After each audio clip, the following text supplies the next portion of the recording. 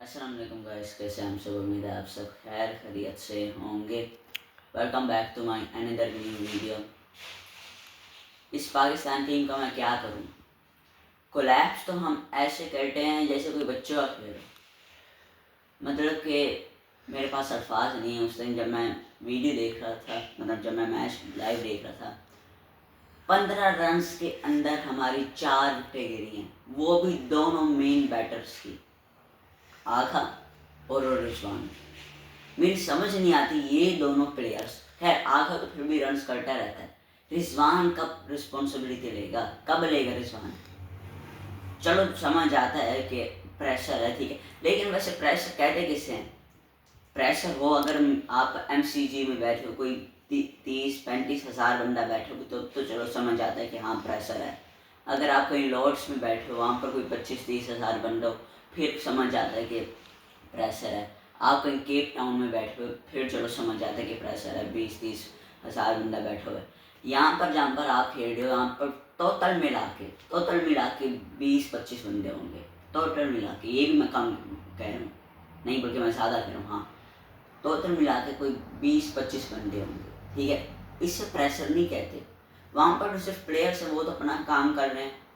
Pressure उससे कहते हैं जब आपके सामने कोई 2,000-3,000 पब्लिक बैठी हो, यहाँ पर 10-15 लोग हैं, यहाँ पर आपसे नहीं खेला जा रहा।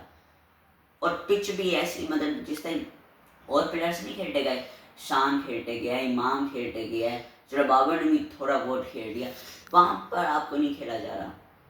वीडियो प्रॉपर आपको बताऊंगा कि वीडियो में क्या हुआ। अगर आप कोई मैच नहीं देख सके किसी वजह से, तो आपने ये वीडियो देखनी। इस वीडियो में आपको सब कुछ बताऊंगा। शुरू करते हैं वीडियो, लेकिन उससे पहले आप लोगों से छोटे से रिक्वेस्ट है कि प्लीज़ मेरे चैनल को सब्सक्राइब कर लें। आप वीडियो तो देखते हैं लेकिन चैनल को सब्सक्राइब नहीं करते, तो सब्सक्राइब जरूर कर दीजिएगा और लाइक कमेंट शेयर भी कर दीजिएगा। तो शुरू करते हैं वीडियो। जैसे पाकिस्तान आता है तीसरे दिन के आगाज़ में, आते साथ ही मतलब आखिर से ना बिल्कुल भी नहीं खेला जा रहा था। मैं आपको बता रहा हूँ, वो कभी आगे आके डॉट कर रहा है, कभी पीछे कर रहा है। मतलब शुरू में ही दिख रहा था कि उससे नहीं खेला जा रहा। वो बहुत ज़्यादा डॉट्स कर रहा था, ठीक है। और शान ने आते साथ अपना शो कंप्लीट किया, मतलब वो, लेकिन वो जब जैसे आया वो फ़ौरन ही अपनी शॉट्स खेलने लगे। मतलब वो जैसे कल खेल रहा था वैसे ही आज भी खेल रहा था। तो ऐसा करना, मैं आपको सबसे पहले स्कोर कार्ड बता देता हूँ। बारी बारी हर प्लेयर के ऊपर बात करेंगे। फिर 2 से मैं यहाँ से निकाल दूँ, 2 से ना। हाँ, तो सबसे पहले शान मसूद पर बात करते हैं। शान मसूद ने 100, मेरे ख्याल में 163 बॉलों के ऊपर अपना शो कंप्लीट किया। बहुत ही शानदार शो किया उन्होंने, और मतलब बैटिंग देखने में भी उनका मज़ा आया। उन बोल्ड हुए क्योंकि वो पहले से ही जो है ना, असल में पता क्या हो रहा था शान के साथ जो है ना जोसेफ, वो बिल्कुल बार बार मतलब वाइड पे बॉल किए जा रहे थे। मतलब बॉल आती थी, सीधी आती और फिर उधर हो जाती, मतलब कि वो आउट स्विंग कर रहा था। लेकिन फिर उसने एक बिल्कुल लाइन पर बॉल की, लेंथ पर बॉल की, और वो जाते सीधा बोल्ड हो गए, जिसकी वजह से वो शान मसूद आउट हो गए। लेकिन कोई टेंशन की बात नहीं, उन्होंने बहुत अच्छा खेला। अब आते हैं आखा के ऊपर। 60 बॉलों के ऊपर 20 रन किए। समाज जोसफ ने इनको आउट किया, मतलब सीधा क्लीन बोल्ड किए, किल्ली बार उड़ किए, ठीक है। 60 बॉलों के ऊपर 20 रन किए इन्होंने। इनसे शुरू में ही दिख रहा था कि इनसे बिल्कुल नहीं खेला जा रहा। कभी आगे आते दौड़ कर रहे हैं, कभी पीछे आते दौड़ कर रहे हैं, इनसे खेला ही नहीं जा रहा था। मैं आपको बता रहा हूँ। है 60 बॉल के ऊपर 20 रन आउट हुए। फिर मोहम्मद रिजवान 17 बॉलों के ऊपर 12 रन किए। एक तो मेरी समझ नहीं आती, जैसे मतलब आउट हुआ ना आगा, अब आगा के बाद इन दोनों की, खास तौर पर मोहम्मद रिजवान की रिस्पॉन्सिबिलिटी बनती है कि ये इन आगे गेम को लेते जाएं। इतनी अच्छी आपकी कोई लीड है, मेरे ख्याल में उस टाइम हमारे पास ट्रेड हमारा चल रहा था, कोई 73 रन का ट्रेड रहता था। वहाँ पर जाते ये आउट हुए, ठीक है, और ये भी कोर्ट बिहाइंड हुए। जब और अगर चलो अगर बंदा बोल्ड हो फिर तो चलो समझ आता है, लेकिन इस सिचुएशन के ऊपर जब आप खेल रहे हो, प्रेशर है, 3-4 विकेट गिर चुकी हैं, तब आपका कोर्ट बिहाइंड बनना नहीं होता था। क्योंकि उस टाइम पता होता है कि बॉल आ रहा है, स्पीड से आ रहा है, आउट हो जाऊंगा मैं, एच लग जाएगा, और उन्होंने 3 तो मतलब गली में फील्डर्स खड़े किए मैं, तो फिर आपको उस टाइम ध्यान से खेलना चाहिए था, आपको ध्यान से खेलना चाहिए था, आपको मतलब मिस करनी चाहिए थी वो बॉल, लेकिन आप उस टाइम पता नहीं कौन से ख्यालों में थे, पता नहीं आपने क्या किया हुआ था, ऐसे बॉल आई और आपने ऐसे बस इतना प्यारा सा बल्ला यूँ लगा टन और कोर्ट बिहाइंड हो गए। फिर आमिर जमाल से भी कुछ नहीं हो सका, 5 बॉल के ऊपर 3 रन्स किए इन्होंने। आप बॉलिंग में तो चलो आपसे बॉलिंग होती नहीं, अभी आप बाद में भी आऊँगा, आपने समाज जोसेफ से जो टेल एंडर से उनसे भी आपने श्रेय सबके खाड़े, वो मैं आपको आगे जाके बताऊँगा।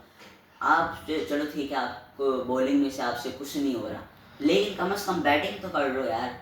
जो ऑलराउंडर होता है ना, उसकी जिम्मेदारी होती है, सबसे बड़ी जिम्मेदारी उसकी होती है, उन्हें पता होता है कि चलो ये अगर बॉलिंग में नहीं चलेगा तो बैटिंग में चढ़ जाएगा, अगर बैटिंग में नहीं चलेगा तो बॉलिंग में चढ़ जाएगा, आप दोनों में नहीं चढ़ रहे। फिर अली उस्मान 7 बॉलों के ऊपर 0, खैर ये अभी नए हैं, डेब्यू आए हैं, चलो पहले गेम में तो इनको मैं कुछ नहीं कहूँगा।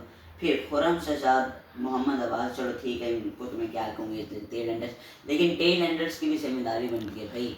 आप चलो समझ आता है कि आप प्रॉपर बैट्समैन नहीं हो, लेकिन कम अज़ कम आप थोड़ी देर विकेट के ऊपर स्टे तो कर सकते हो, थोड़े 2-3 सिंगल कर सकते हो।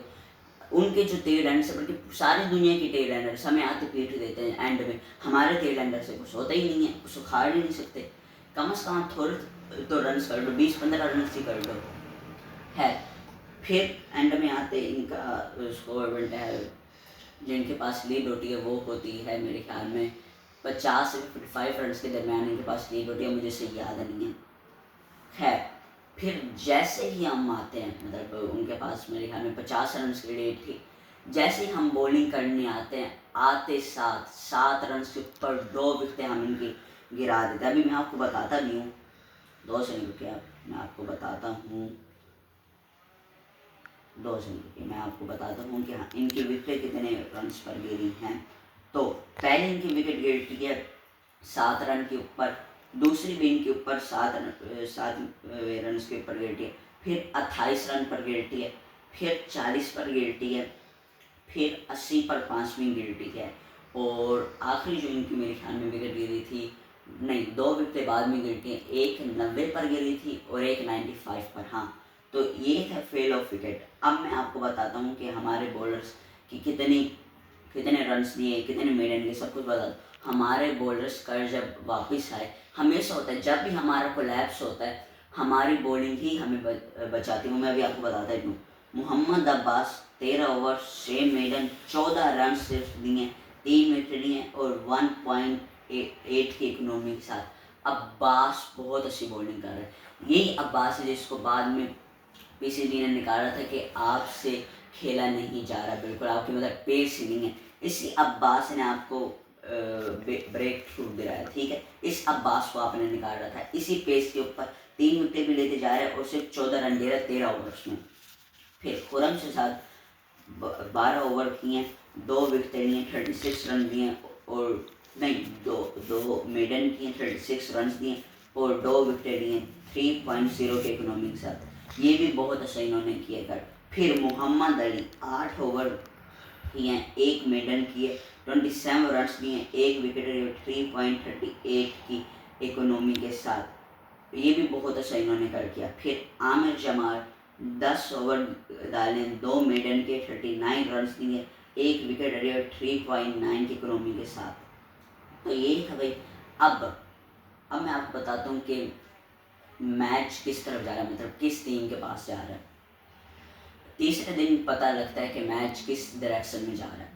अभी वेस्ट इंडीज़ के पास 155 रन की लीड है, ठीक है, और 3 विकेटें उनके पास रहती है। समाज जोसेफ बहुत अच्छा खेल है, मतलब वो टेल एंडर है, लेकिन 3 उसने छक्के मारे हैं आमिर जमान को। खैर अभी मैं आपको कुछ नहीं कह सकता कि मैच किस तरफ जा रहा है, मतलब दोनों साइडों में फंसा हुआ है।